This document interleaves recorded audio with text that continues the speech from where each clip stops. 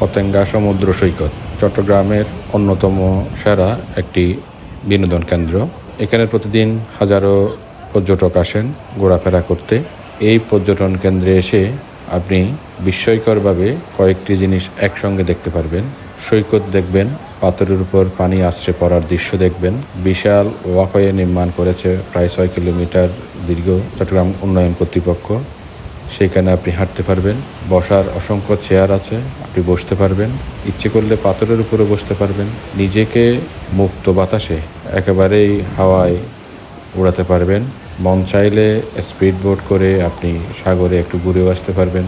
আপনার সামনে সারি সারি ছোট ছোট জাহাজ, অর্থাৎ লাইটের জাহাজ বাঁধা আছে, নোঙর করা আছে, সেগুলো দেখতে পারবেন। এই মুহূর্তে গোধূলি লগ্ন, অর্থাৎ সূর্য অস্ত গেল। এই মুহূর্তে গোধূলি লগ্নের সূর্য অস্ত যাচ্ছে। অনেকেই স্পিড বোট করে বঙ্গোপসাগরে একটু ঘুরে আসছে। অসংখ্য স্পিড বোট এখানে আছে, বাড়ায় যাওয়া সম্ভব।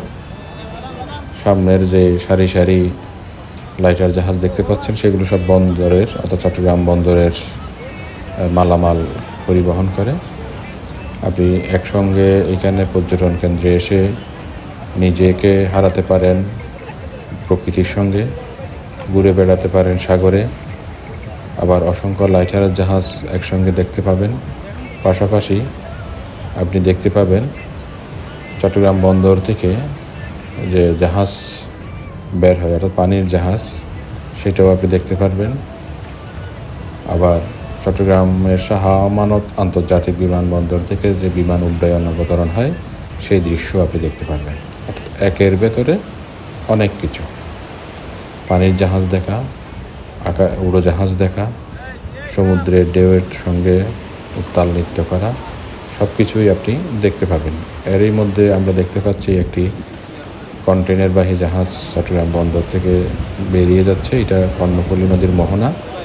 আপনারা জানেন কর্ণফুলী নদীর তীরেই চট্টগ্রাম বন্দরের অবস্থান। সেই চট্টগ্রাম বন্দর থেকে কন্টেনার নিয়ে একটি জাহাজ বেরিয়ে গেল। এটি গভীর সমুদ্রে চলে যাবে বঙ্গোপসাগরে। এইটা বঙ্গোপসাগরে আসলে চলে যাচ্ছে এখন মোহনায়, অর্থাৎ এটি কর্ণফুলী নদী থেকে বের হয়ে বঙ্গোপসাগরের পথে রওনা দিয়েছে গন্তব্যে। এই জাহাজের গন্তব্য এই মুহূর্তে কোথায় আমরা আসলে বলতে পারবো না। আমরা যেখানে দাঁড়িয়ে আছি সেখান থেকে এই জাহাজের গন্তব্য জানা আমাদের জন্য কঠিন। আবার একই সঙ্গে পরপরই দেখতে পেলেন একটি উড়োজাহাজ উড়ে গেছে।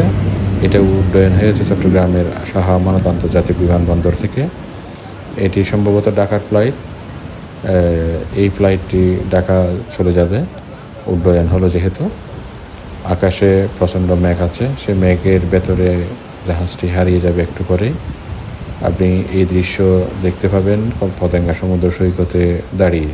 আপনি একই সঙ্গে দুটো জাহাজ, একটি পানির জাহাজ আর একটি উড়োজাহাজ দেখার বিরল সৌভাগ্য হবে পতেঙ্গা সমুদ্রে যদি আপনি কখনো বেড়াতে আসেন সমুদ্র সৈকতে।